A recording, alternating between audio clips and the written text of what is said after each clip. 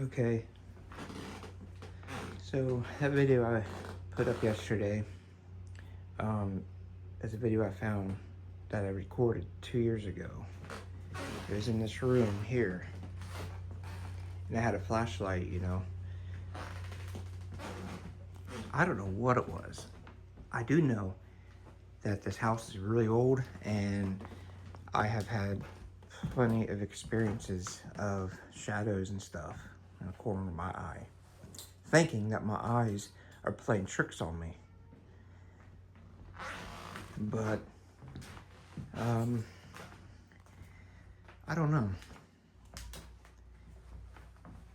I'm using my phone right now for a camera because my GoPro, you have to have a subscription to, have your videos recorded and kept in a file. It's weird.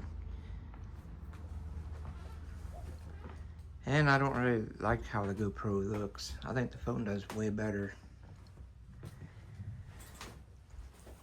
But this is just weird. The other night, I was sitting here and the guitar over there fell over out of nowhere.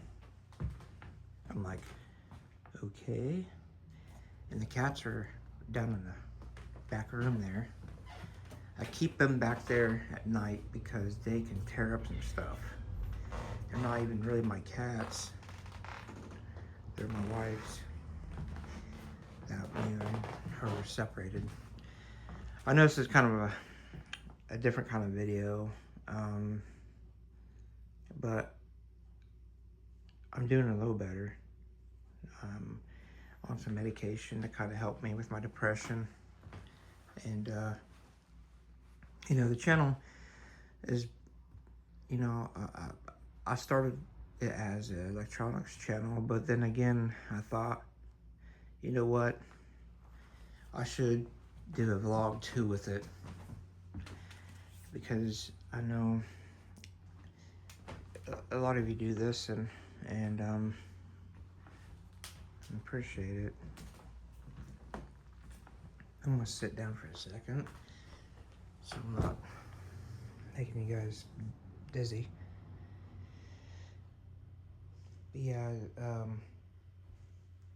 I don't know if I feel like since my dad passed, I feel like there's something here with me. I don't know. I was at the hospital that night that he passed. Me and my little brother and my stepmom. I tell you what, man, I'm not trying to sound depressing or have anybody to feel bad for me or anything, but it feels like I've really been ran through a ringer this past year.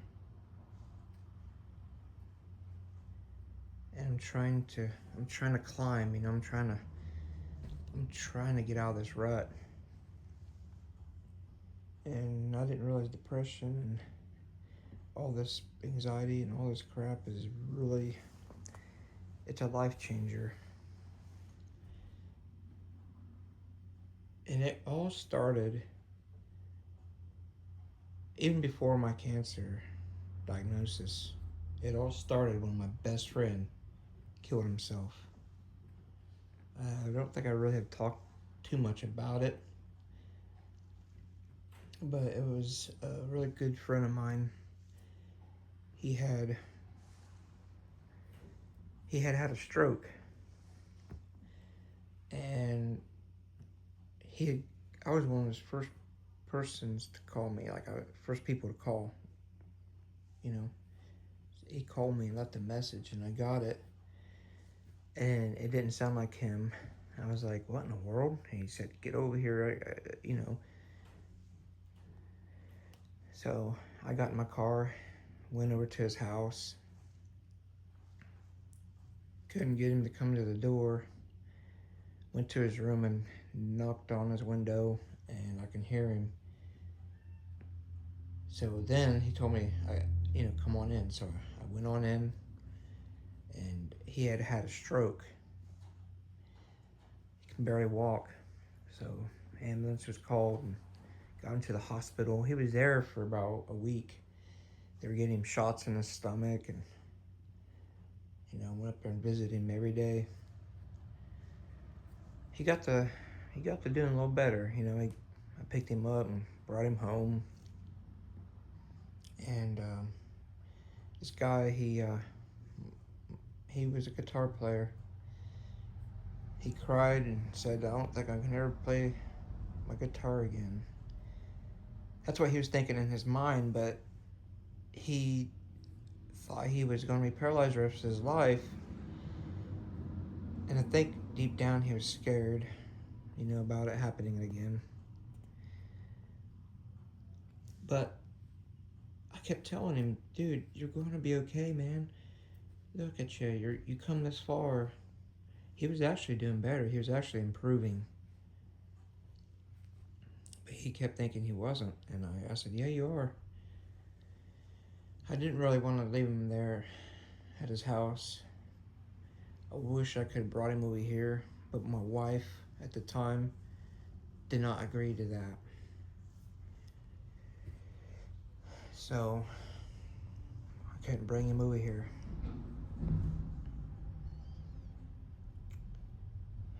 That next morning in March, just a day before his birthday,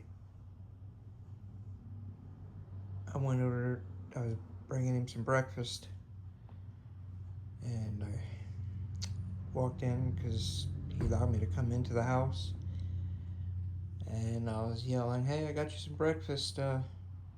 You in the shower? You in the bathroom?"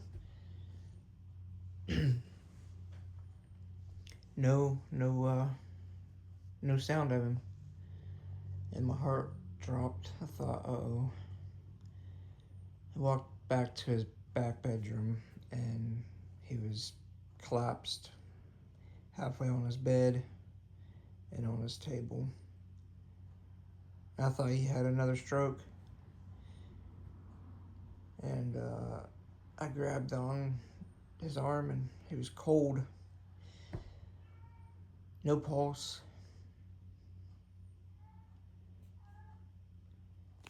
That was a very scary feeling. I quickly got on my phone and called 911. Ran out the door crying and screaming. Thought he had another stroke.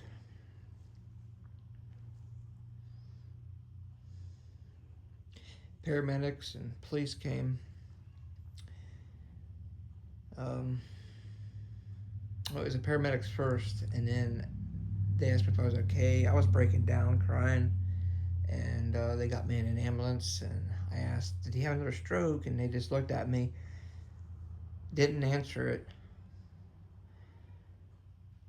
Later on, I found out he committed suicide, shot himself in the face. I didn't see it because the room was so dark. There was only a low lamp on. I didn't see blood. I didn't see nothing the way he was positioned. But later on, I had found out because there was blood all over the floor when I went back into the house. And I was asking questions. He didn't once he didn't once feel like, someone to do that to himself, commit suicide.